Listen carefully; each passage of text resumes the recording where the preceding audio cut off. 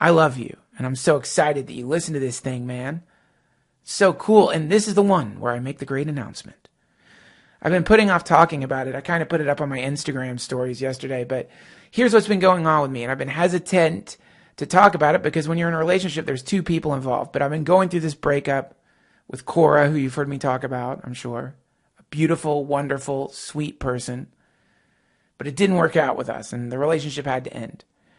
And, relationships don't end all at once, obviously. Like anything that dies, relationships kind of get sick, and then maybe they get better, and then get sick again, and then get better. There's usually a pattern in there, unless you're super healthy, unless you're somebody out there who's been in therapy for a long fucking time, or go to like Al-Anon or something. If you're like me, codependent person, then let me tell you, you're going to keep a fucking relationship going, man. You're going to be like that weeping doctor in the emergency room dramas, just using paddles to like try to fucking bring a clearly dead gunshot victim back to life, blood spraying out of their mouth as you compress their chest, zapping them with the electric paddles, where other doctors look on in horror. No, stop, it's dead, you gotta stop. No, breathe. Thump, thump, thump. But to make matters worse, I'm like a sadistic doctor, so if I do manage to get the thing to come back to life, quite often then I'll put it back to sleep and then try to resurrect it again. And it's a really weird pattern. Because I'm afraid to liquefy, man. I'm afraid to allow the crystal of the relationship to liquefy. And if a relationship is working, this isn't a thing you even have to worry about. But if a relationship isn't working, then you have to start going through all the shit, which is what I just went through, which is just like, oh man, I don't want to be alone. And she's really amazing, and maybe it's just me, or maybe there's a way to make this work, or maybe if we change this or do that or change that or talk to each other in this way, or, whatever it is. And you try to prolong it. Now, some people are just like, this isn't right for me. I think I'm going to end it. And they end it and it's over, which is pretty astounding. I know people like that. And for some people, it's like, it's just amazing. They're just like, yeah, I value myself more than I value the relationship. My life is more important to me. I have to come first in the world. I can't give up my happiness to try to like make something work when it's not working. I'm just, I love the person. I think they're amazing, but we don't belong together. And they end it. And they'll save themselves like 20 years of horror by doing that. Because some people don't have that capacity. And if you're not careful, then suddenly you can just end up like, there are people who will get married not because they're like, man, let's have a ceremony to merge our souls together in front of our community. Let's use the attention of our community and the intention of our community and our own intention to try to sort of make a sacred bond between us. We're both going to dedicate ourselves to evolving together, to waking each other up, to reminding each other of the perfection of the universe, to, as much as possible, help each other grow as individuals. And we're going to do it in front of our beloved friends and family. It's this beautiful fucking thing. Some people decide to get married because it's not working. And they're like, maybe if we get married, things will get better. Maybe if we get married, we won't feel so insecure. We'll trust each other more and it'll mean something. That's insanity, right? In the same way, some alcoholics will have babies because they think it'll make them stop drinking. Insanity, insanity, insanity, insanity, insanity, but it happens. So you have to be very careful. If you're not careful, you can get, one of my friends, he's a tattoo artist. And he says when people come in and get their girlfriend's name tattooed on their arm, it's over. He knows it every time. Because they don't really want their girlfriend's name tattooed on their arm. They want to show their girlfriend how much they love them in a kind of weird way that hopefully will either they're trying to lasso their girlfriend in, like, I got a tattoo of you, Mary. How could you leave me? Look, it's on my arm. I inked your name in my arm. Therefore, we have to be together forever. Or they're trying to reassure their girlfriend or their boyfriend in some way. Look, this is how much I love you. It's okay. Don't worry. Don't be afraid. But it's surely, it's like a sign of doom. So you got to watch out, man. You got to know when it's time to say goodbye to somebody, or not to say goodbye, but to do the big shift. And that's what I just did. That's what just happened. It wasn't working out with us. We had to say goodbye to each other. And I've been going through that, and I'm not going to go into details because there's two people involved here, and some things must remain private. I will say she is a wonderful, sweet person who I am very happy to have spent time with in this life, and I think she's doing great, and that makes me happy. So I kind of have to be a little ambiguous about the details. I don't think you guys want to hear the details anyway. Maybe some of you do, you nosy sons of bitches. But if you've been through a relationship and the relationship has ended, then you kind of understand what happened. You can just look at that, you know. I mean, obviously relationships end in different ways, but there is some kind of rhythm to it that is, I think, probably pretty similar in all relationships or all things that die or end or cease or whatever. So I've been going through that, man. It's been fucking intense, and it's been happening in stages. And the final stage was what just happened. I went to New York, packed up my shit, did the final matter exchange. You know that, the final matter exchange, where when you're ending a relationship, you have to, there's the moment where you give them the final bit of their stuff that you had. It's a real ritual. It's as close as we have to a divorce ritual. But it's like you're like, all right, here's your camera and your shoes. And they're like, okay, here's your sweatshirt and your t-shirt. And then you sit with each other and you do whatever you're going to do. Maybe you cry a little bit. And then the door shuts and it's over. At least that part is over.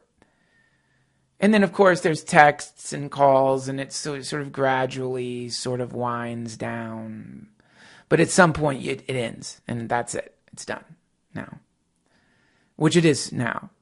But wow, holy shit. So I was just in fucking New York, packing my shit up. I had to do this show also at ABC Carpet with Sharon Salzberg, Ethan Nichtern, and Raghu Marcus, and David Silver. I think it's online if you want to watch it. The show is called No Mud, No Lotus. And it was sort of an exploration of the concept of this like kind of idea that Roshi Joan Halifax is really good at talking about, which is like leaning into the unknown, leaning into the uncomfortable stuff, leaning into the stuff you're trying to avoid, leaning into the stuff you don't want to feel, which is perfect timing for me. Because, you know, the encouragement is when you're in a breakup, let yourself feel it. Let yourself feel the question mark. Let yourself feel the confusion, which was what I was playing around with. And then also on top of that, see if you can reduce the suffering that you might normally create through becoming melodramatic when a relationship ends. Because you can do that, man. All you got to do is fucking turn on Jerry Springer. Or go to a restaurant and see a couple fighting to see like, whoa, shit, man. You can really like... You can use the end of a relationship as a diving board to do a kind of graceful swan dive into the next chapter of your life, or you can use it as a fucking the B-52 bomber. Instead of swan diving, just firebombing your previous life out of anger, and you can hurt somebody pretty bad. They can hurt you, and horrible things can happen. So this one ended in a pretty sweet way. It was turbulent, but ultimately the resolution was very sweet, thank God. And it was intense, man. It's fucking intense. I was in New York packing up my stuff. Simultaneously, my dad went to the hospital. He's okay. But there was a phone call from the hospital while I was packing my shit up at the end of a relationship. And those moments are pretty intense where it's like one bad thing happens. Well, it's not really bad, but one transformational thing happens. It's like, I think I can handle that. No problem. But then suddenly you feel like you're in some kind of fucking game show. Some kind of terrible existential obstacle course where the judge is like, well, it looks like he's handling the move pretty gracefully. He doesn't seem to be completely freaking out. Let's put his dad in the hospital and see what he does. It feels like that sometimes. We're like, okay, this is obviously some kind of test because I need to be able to express love to my dad. I need to be able to connect with my brother and make sure he knows that he's not alone in taking care of my dad. I need to make my brother understand that I'm resolved to help as much as I can, and my dad know that I love him. And simultaneously, I need to respect the grieving process of going through a breakup and packing up all my shit. These are the goals, right? And this is why mindfulness is really great, because you can start sort of watching the thing that's going to make you want to freak out, rise up inside of you. So for me, it's a selfish moment of like, you know what? Fuck this. Really? Is this what my life is like? Fuck. Now he's in the, oh, fuck. My dad's sick. A fucking breakup. I'm packing up my shit. I got to move from New York. Fuck. Oh, God. You know, you want to become like the cursed man and play that role, which is a really fun role to play. The outcast, doomed by the Lord, cursed by some voodoo priest or some shit. So if you let yourself fall prey to the thought pattern that emerges, I'm not saying you don't let you. Sharon Salzberg advises letting yourself feel the fear, the sadness, the concern, whatever emotion rises up. But don't do add-ons, is what she calls it, which is that the emotion rises up, dad in the hospital, man, that sucks, fuck, oh my God, how incredibly stressful on top of all this. Oh, shit. My life sucks. That's the add-on. My life sucks. Instead of doing that, just feel it. And then see if you can gracefully handle it. Not in a phony way. No, I'm doing fine. No, no. I'm doing great, Dad. No. Just, packing up some boxes. Just ended a 4-year relationship. Yeah, it's great. No, I'm great. No, I'm glad. I just want you to be okay. Be honest. But don't be histrionic if you can. You don't have to be reactive. So this was a time for me to practice a lot of stuff that I've been taught by these Ram Dass people and some other friends. And it worked. I'm happy to say. It wasn't perfect.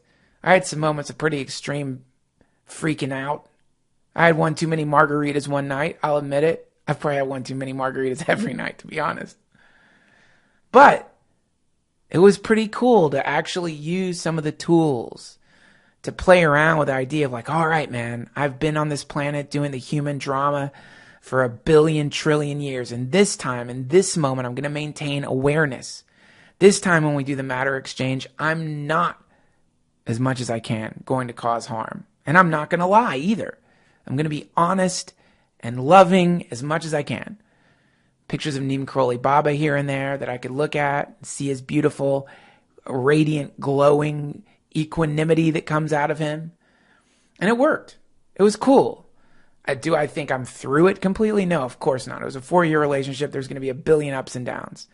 But the grueling detanglement of matter, that is done. And that's exciting. Detangling the matter strands, unraveling them, giving the shoes back, giving the stuff back, saying the true goodbye, setting the true boundary. Whoo, man, that's done.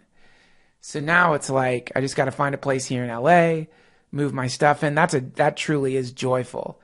And then when the shit arises inside of me, let it come and let it go. But the thing is, man, there's lots of ways you can be phony, For example, when you're feeling really bad, you can pretend you're not feeling bad. That's a classic. The classic grin on the street of the person who's dying inside. But there's also other ways of being phony, which is when you're feeling happy, pretending to be sad because you think you're supposed to be sad. When you're feeling exuberantly joyful and grateful and happy to exist on this planet and filled with a kind of incredible bursting happiness that you have at last transitioned from a thing that wasn't working out, don't fucking pretend that you're all broken up because you want to seem like you're not a monster or something. And I've got to admit, friends, I feel pretty fucking great. I'm not saying I'm like tap dancing on top of the world or singing in the rain necessarily, but it's California, it's not raining. But I'm definitely singing here. And I feel pretty happy. And that's part of the weird game I would like try to do is kind of like, don't you see, man, what I'm doing here? That's what I want. That's like my ego wants to do that, to like try to like inflict that on people. Like, oh God, I'm packing it. But it really isn't that bad. And it's not the greatest thing. I wouldn't want to go through it again, but it wasn't that bad. And I think I was able to kind of move through it in a more mindful, present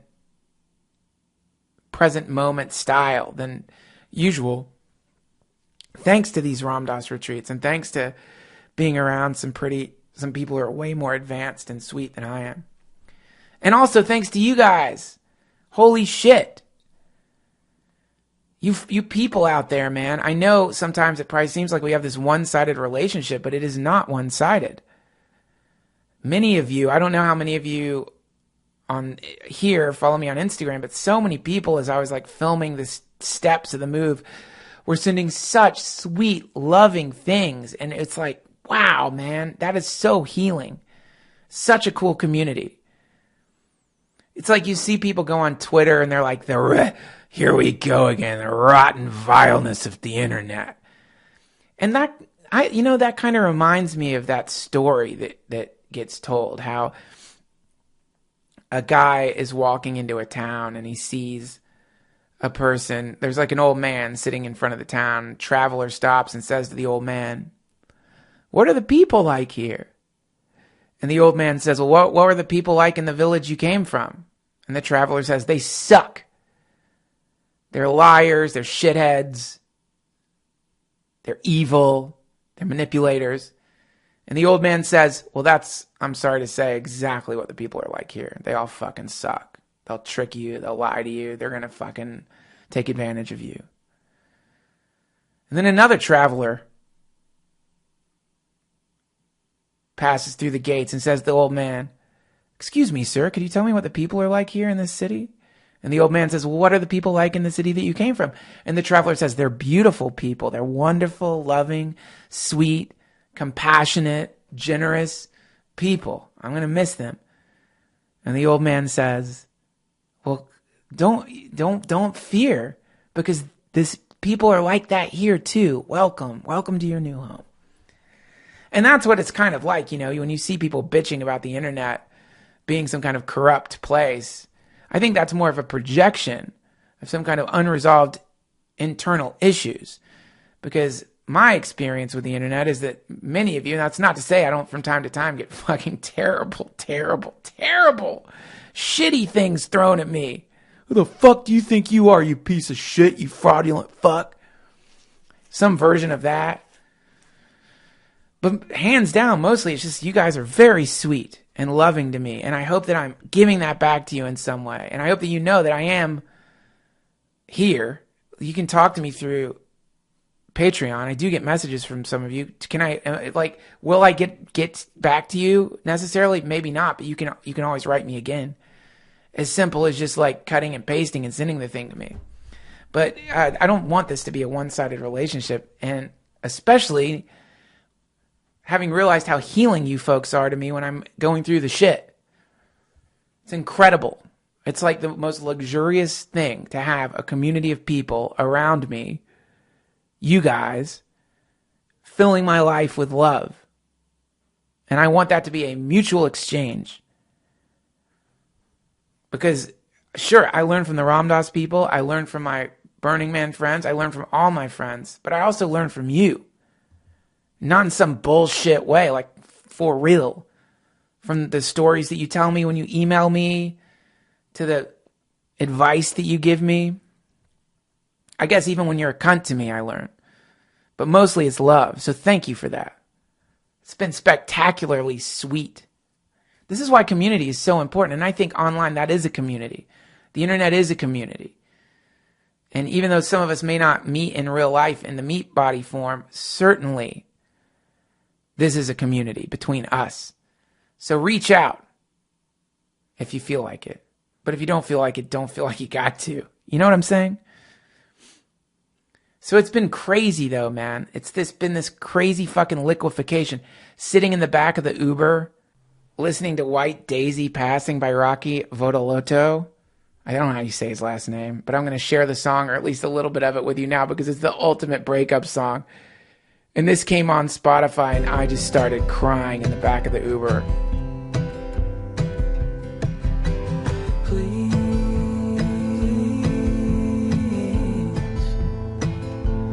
slow it down.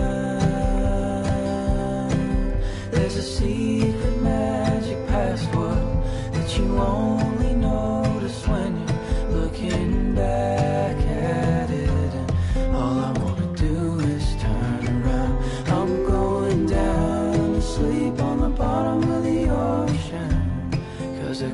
let go when the water hit the setting sun.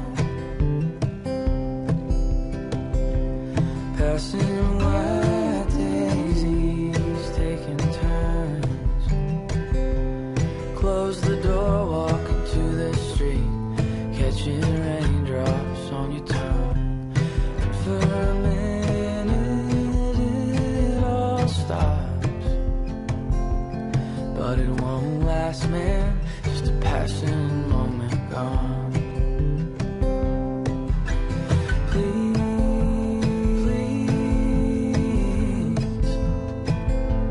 Slow it down.